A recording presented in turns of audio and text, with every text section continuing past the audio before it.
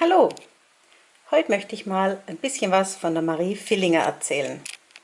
Sie war die Frau des Besigheimer Stadtapothekers Christian Villinger. Und in erster Ehe hatte sie 3 und in zweiter Ehe nochmal 8 Kinder. Ihr Rezeptebuch ist erhalten und ist bis heute im Besigheimer Stadtarchiv aufbewahrt. Dieser gerührte Kuchen heißt bei ihr Blitzkuchen.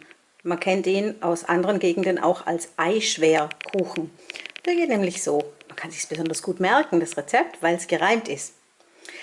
Leg in die Waag der Eier 4, danach wieg Zucker, Butter, Mehl. Den Zucker mit den Eiern rühr.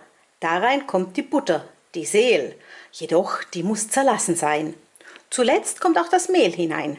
Nimm auch etwas Zitronenschal, das schmeckt den Gästen allzumal. Back sie in einer frischen Hitz, das ratet dir die Maria Zöppritz. Ganz besonders lecker finde ich ja das Rezept für den Kirschenkuchen in der Marie ihrem Rezeptebuch. Da nimmt sie einen Schoppen Milch und kocht damit einen Grießbrei. Dann nimmt sie ein Vierling Butter und rührt den weiß, tut den Brei daran, der muss inzwischen kalt sein, nimmt 8 Eigelb, rührt sie drunter, Zucker, Zimt und Mandeln und dann 8 Eischnee unterziehen und darauf kommen dann 2 Pfund abgezopfte Kirschen. Ich habe das Rezept für meine 15 Gäste jetzt einfach mal in der Relation reduziert und habe, weil die Kirschenzeit schon vorbei ist, Mirabellen genommen. Schmeckt mit fast jedem Steinobst sowas von lecker. Zu ihrem ziemlich bekannten Kirbekuchen braucht man für 2 große runde Bleche etwa ein starkes Pfund Mehl, dazu ein Viertel Pfund Butter und Milch und für 1 Pfennig Hefe.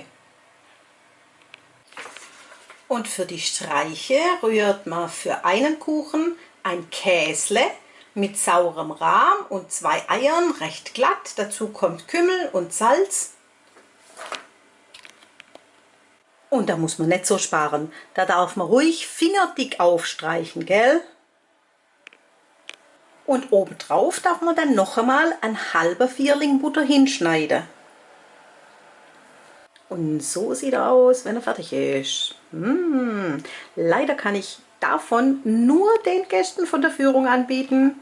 Also macht's gut. Tschüss. Hey Leute, hat's euch gefallen? Dann guckt doch öfter mal in meinen Kanal rein. Oder auf meine Homepage, da hat's ein ganz nettes Programm. Bei uns ist nämlich etwas Butter.